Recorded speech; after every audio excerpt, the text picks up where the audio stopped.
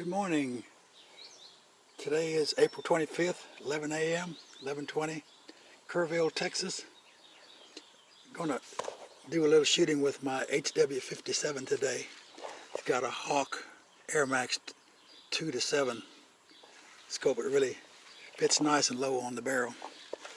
Going to be shooting with my chronograph.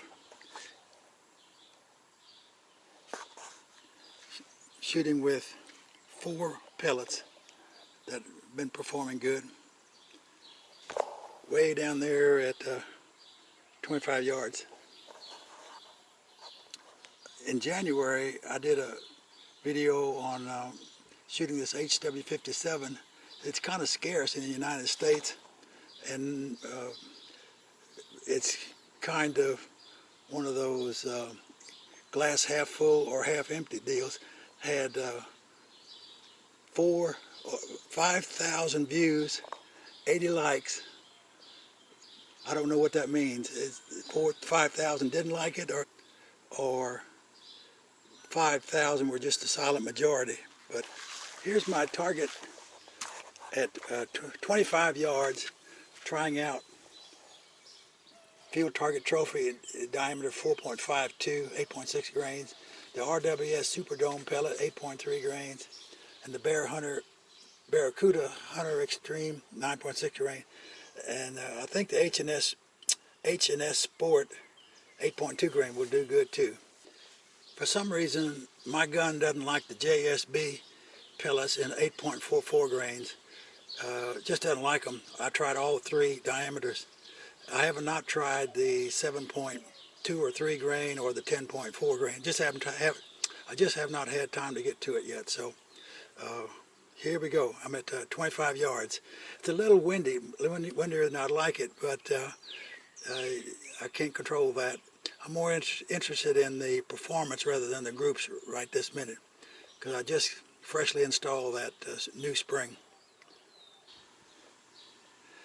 If you find this video interesting, think about liking and making a comment.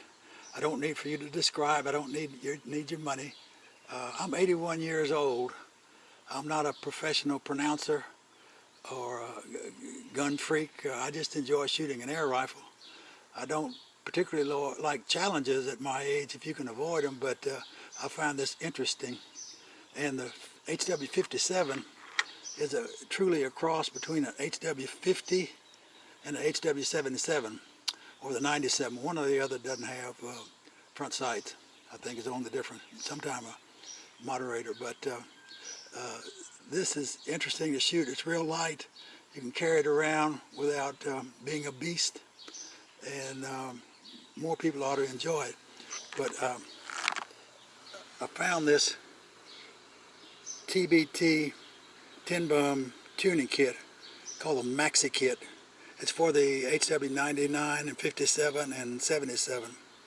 I chose this one because Nick at TBT has videos installing and taking the rifle apart and putting it back together in great detail for both rifles, because it's a combination of the HW50 piston chamber and a HW77 cocking lever. I watched all the videos, and you need to watch them both, but even at that, there's some things left out that I'm making including in this video, such as everybody takes the cocking lever off, but you don't need to do that. You can do that without taking the cocking lever off. I don't have a brass punch, and you take a chance of boogering up the pins, and I think the reason for it is you can degrease the joints and then re-grease it with lithium grease, and if that's what you want to do, that's fine. But there's some things that the video leaves out, like there's spacers and other washers that will increase the power. The TBT kit for the HW57 is the same spring as the Weihrauch spring. It just got a different top hat and the other end of it. And you degrease it. There's a lot of Weihrauch grease crud in there that you clean away, and then you clean the piston chamber real good and grease it up properly. And TBT, Nick said, it won't increase your accuracy, but it will increase the performance. It's quieter and it's more fun to shoot. So that's the name of the game. This is that loading port that freaks out people, and it freaks me out too. But I took one of these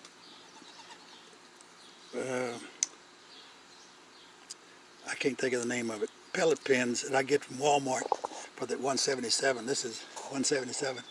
And I cut the end off, and it goes in there nicely to feed pellets into the into the loading port.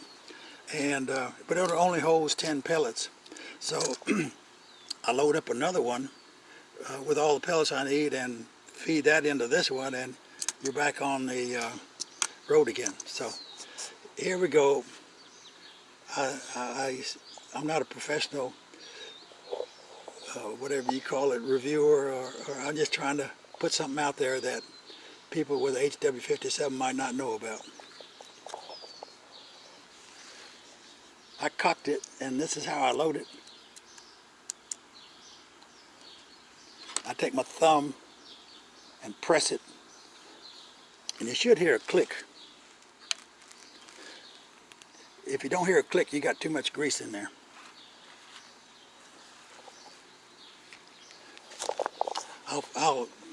I can't film and shoot at the same time, but I'll put the camera down and you can hear the report of the rifle.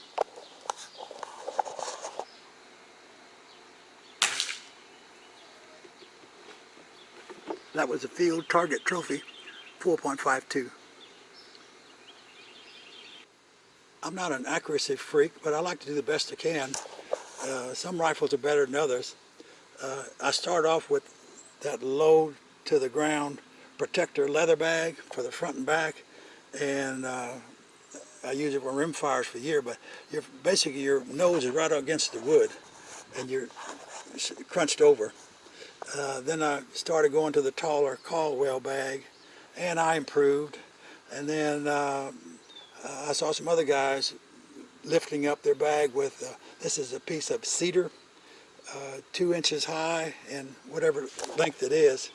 It's very light compared to pressure treated lumber, but it gets you way up there where you're sitting straight up like you're looking at your computer instead of looking down a commode or something like that, all bent over. So give it a try. Doesn't hurt to try. You're free to do what you want to.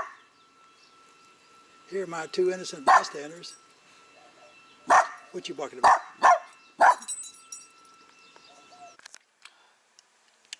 I've got my barrel unit out of the stock. I'm going to take out the pins.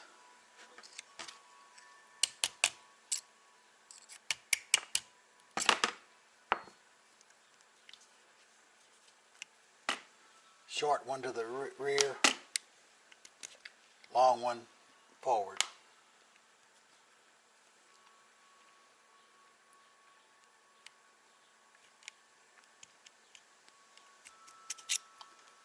There's a trigger group.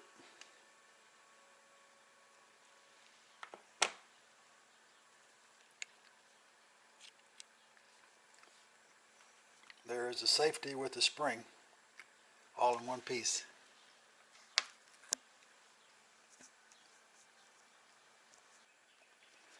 I'm working on these pins. Got this dental tool. It might work.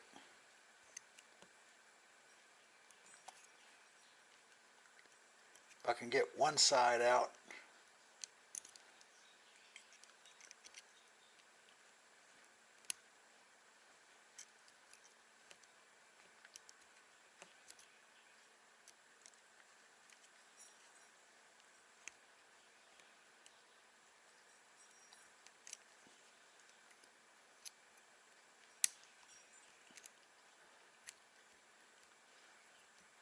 Got to try something stronger. I'm going to try this O-ring tool.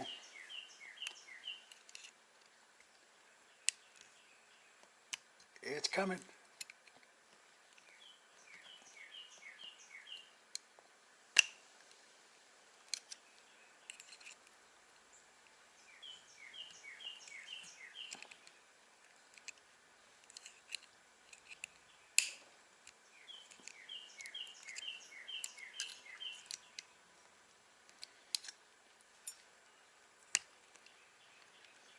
Almost got it.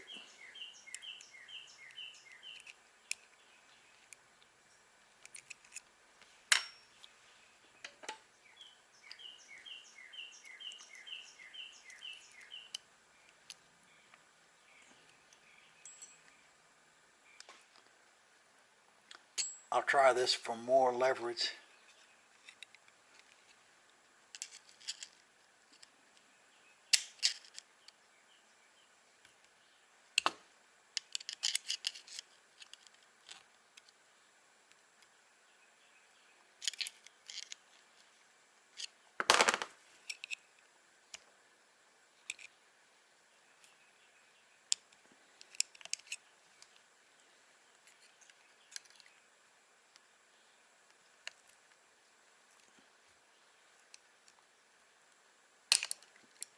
Got it. Now you can punch them out the other side with a hammer.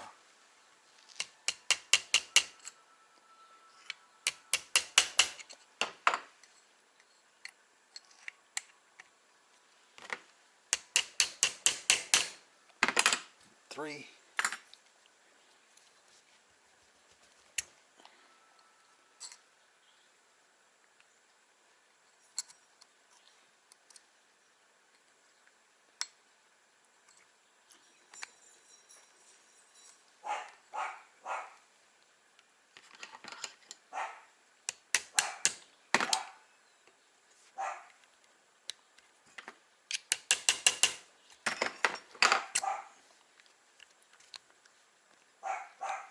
There's four.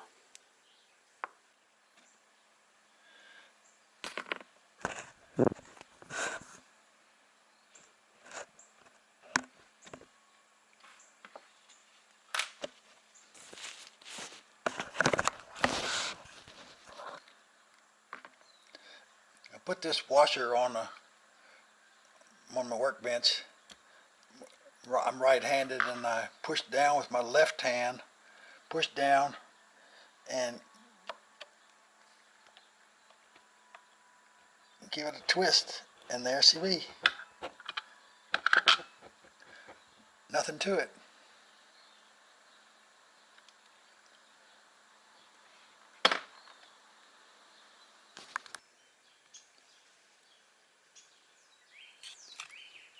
Here's a locking lug. It's real greasy.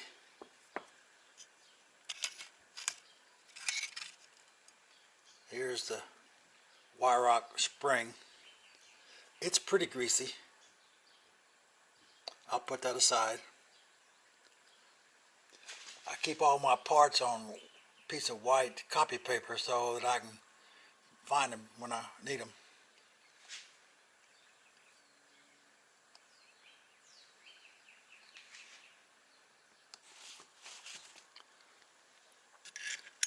I'm removing the piston.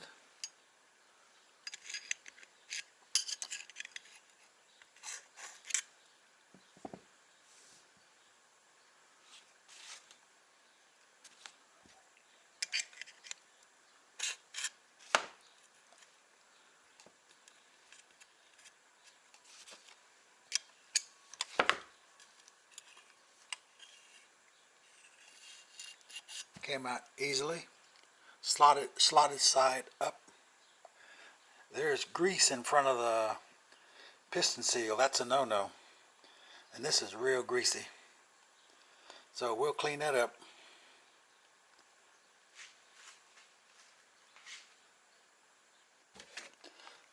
I do like pellets and pistons. I clean everything with 91% isopropyl alcohol. Got the piston pretty well cleaned up. Very carefully I loaded into my drill without damaging the piston. Give it a spin.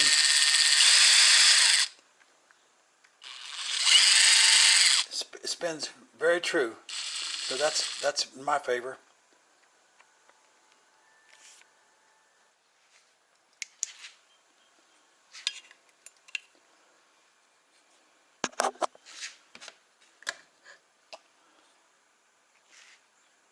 I don't know if you can see, but it's a lot of gunk down there at the bottom of the channel. I'm going to get that out of there with the alcohol.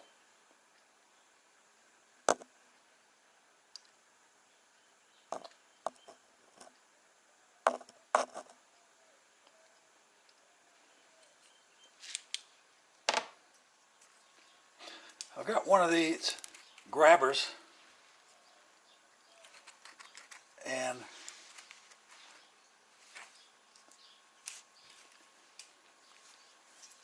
I'm going to take an old t-shirt, piece of old t-shirt, and grab.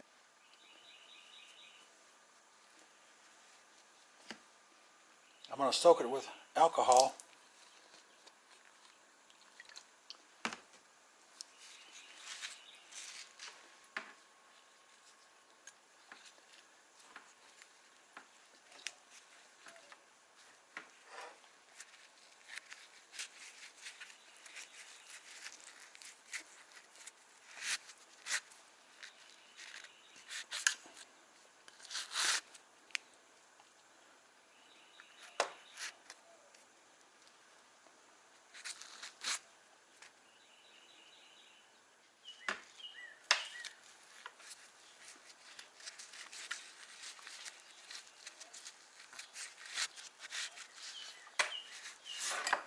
Give it a good scrub.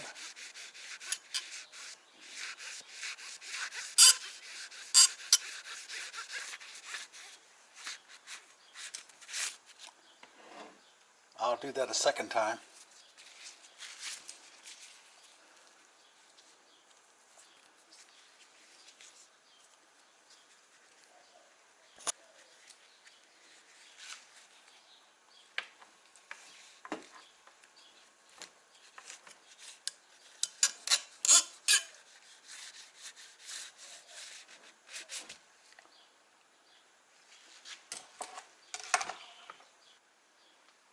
She's clean as a whistle.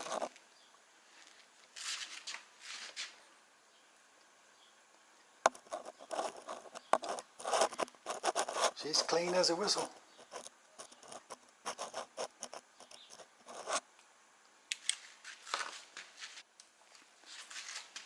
I'm going to do that one more time.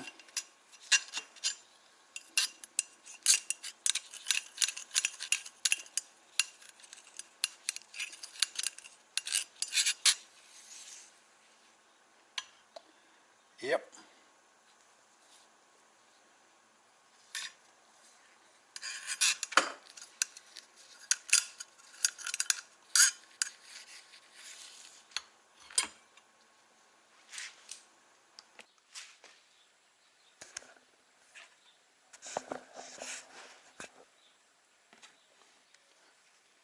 While I have this apart,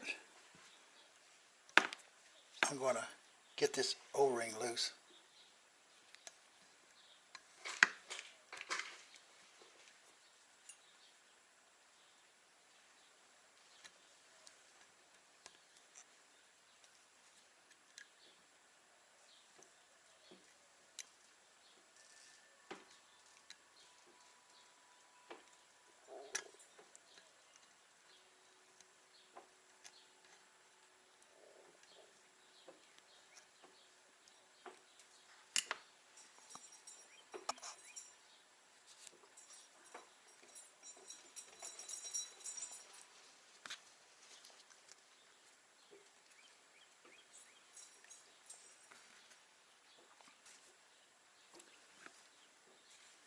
Now when I cock it, I can remove this. Now when I cock it, I can take this whole loading port out.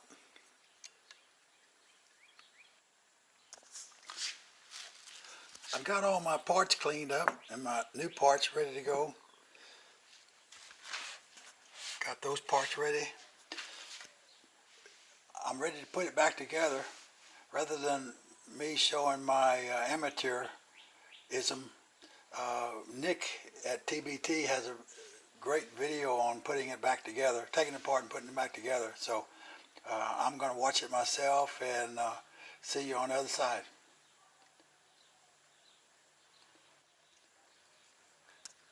I got this hammer at Harbor Freight. It's got nylon on one side and brass on the other. Won't do any damage.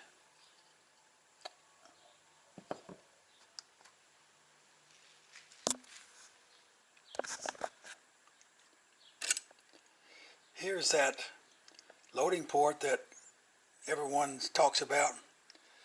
It's got a groove right there, and this little O-ring goes in it and keeps it from falling out. That's all it does. But if you want to remove it, you have to remove the O-ring. Then you can get at the underside and clean the channel real good. Here are my shots for the morning. It's a little windy, but I've got a 6-foot privacy fence that really blocks the wind, so wind is almost not a factor. I'm disappointed in the field target trophy. It's about a 1-inch spread. It gets better with the RWS Superdome 8.3. I guess ½ inch or so. Gets probably a little better yet with the Barracuda Hunter Extreme. 3 shots touching and 2 jerks. And H&M Sport did okay too. I don't know why it's horizontal, but there's 2 shots in 1 hole. But this is, I maybe have 30 shots through this new piston arrangement. So hopefully it'll get better. TBT Nick guy says the kit is not going to improve accuracy. It just makes shooting better, and I agree with that. It's not as, there's no twang. There are 2 schools of thought on the grease. The more grease you put on the spring, the quieter it is, and you lose feet per second in cold weather. So you got to name your poison, whatever you want to do there with the greasing the spring. I kind of did middle of the road, a very light coat of grease. I live in Texas, and it gets to be 110 in the summer and minus 110 in the winter. About 18 or 20 degrees. So hope that helps. Hope you enjoyed the session. One thing to take away is there are no flyers in here. They're all decent shots without any flyers or alibis. Hope you enjoyed the session. Thank you for watching. See you on the next one. I'll put up I keep an Excel spreadsheet on this. I sighted in with Crossman hollow points, the 7.9 version made in USA. And I've got that on the spreadsheet with these 5, and I'll show you the velocity and the foot-pounds comparison and the standard deviation, the extreme spread. It's all good. Can't go wrong. Here's an Excel spreadsheet I made. I hope you can read it okay. I think there's some curling around the edges, but don't look at that part. I did 5 pellets, the Crossman hollow point, 7.9 grains, field target trophy, 8.6 grain, the RWS SD, 8.3 grain, the H&N Barracuda Hunter Extreme, 9.6 grain, and the H&N Sport, 8.2 grains. There's a lot of factors here, standard deviation, power factor, so forth. So far I haven't figured out a use for those. I look at the foot-pounds from one session to another for the given pellet, not to compare it to each other, because the heavier pellets are going to have the lowest speed and the lowest foot-pounds. The H&N Barracuda 100 Extreme is the most accurate, but it's got the lowest foot pounds and some of the worst statistic, 25 extreme spread. But this is my rifle if you want to compare it to yours. And I'll say it again, everybody, TBT, Nick says if you want an accurate rifle, get the HW50. I have the HW50K. It's extremely accurate. It's a carbine. I got it at Air Guns of Arizona, and I had them install a tuning kit, and it was pricey. The kit was a couple of hundred, less than 200, and the labor was the exact same amount. It was a few $100s, but to me it was well worth it.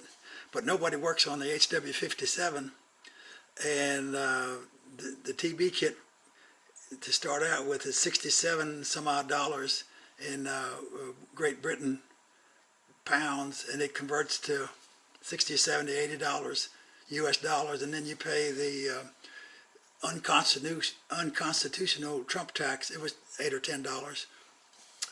I ordered it. It took about, it goes through customs and all kind of rigmarole.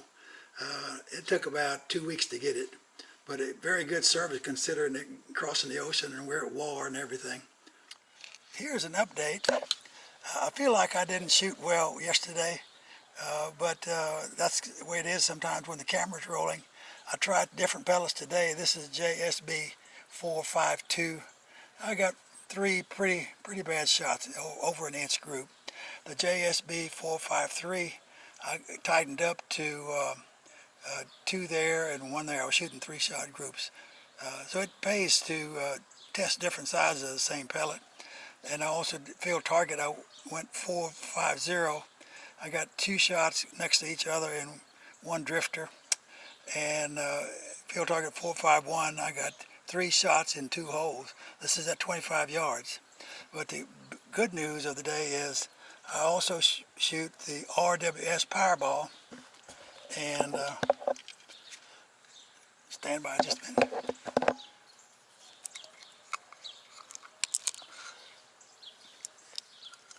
It's pricey. For 200 pellets in a tin, $14. I get them at my local hardware store, so I don't have to pay shipping on it, but it's still pricey for 200.